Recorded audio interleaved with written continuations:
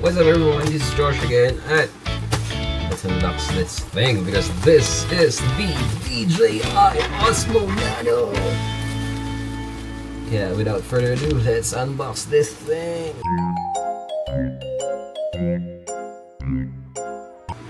Itanggalin natin. So update lang natin saglit yung may-ari talaga nito. Oops! Ito na. Ayun!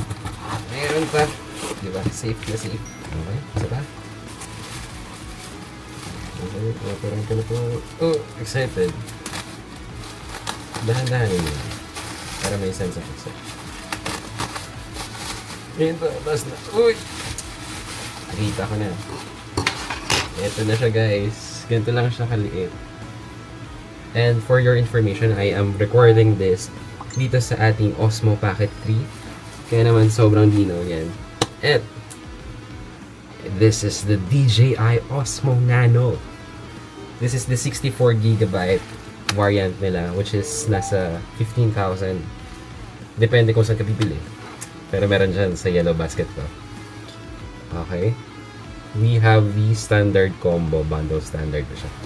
So, ano ba yung mga kasama niyan? Meron siya yung camera mismo, yung vision dock, protective case, magnetic hat clip, magnetic lanyard, dual direction magnetic ball joint adapter mount, USB-C 3.1 cable, and some documents.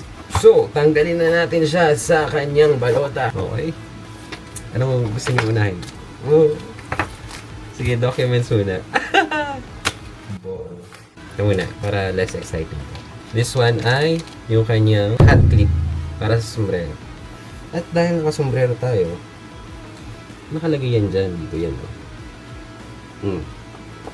Diba? Ay magkasya. Kasi tanggalin mo muna yung sombrero mo. Ayun, napasok ko din. Oo. Diba?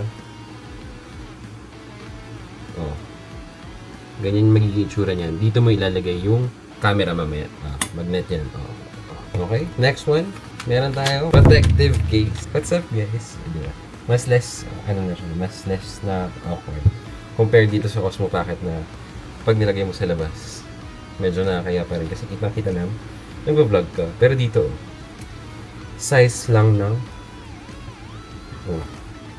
Diba? Dalawa kasya. Siyempre hawakan mo.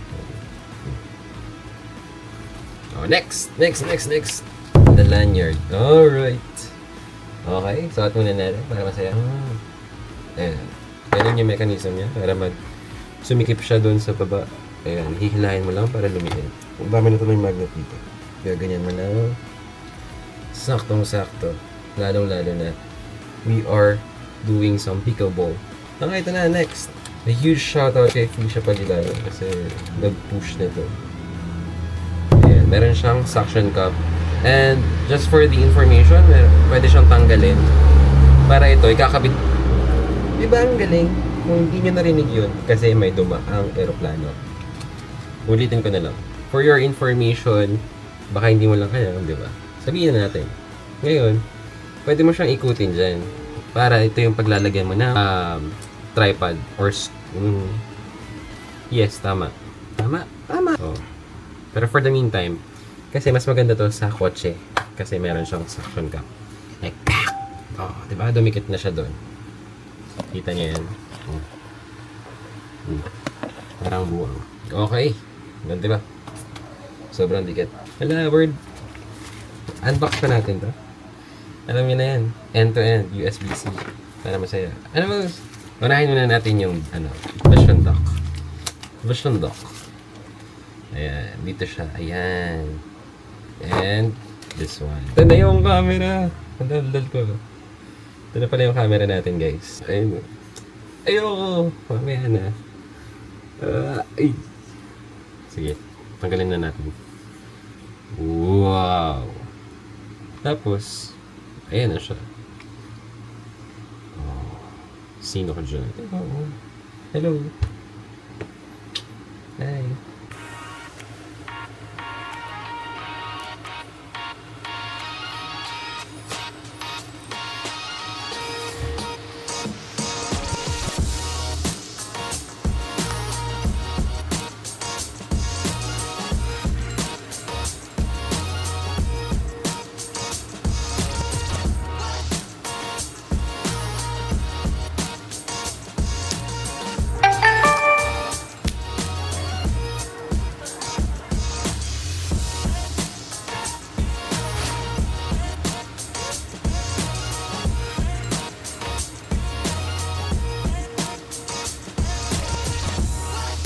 So yun lang muna guys. At mamaya, i-check natin, ipakumpara natin to sa quality na meron ang Osmo Pocket 3 at ang DJI Osmo Nano.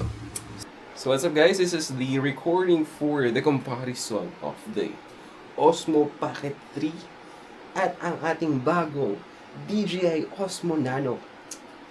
Ayan, di ba? This is the standard focal length pa lang ng DJI Osmo Nano. Meron pa siyang wide tsaka ultra wide. Punta tayo ng low light. Wala pa akong mic niyan. Ngayon, punta naman tayo ng labas. Sobra ka na dyan. Aray. Kita mo ba ako? Yan, ha?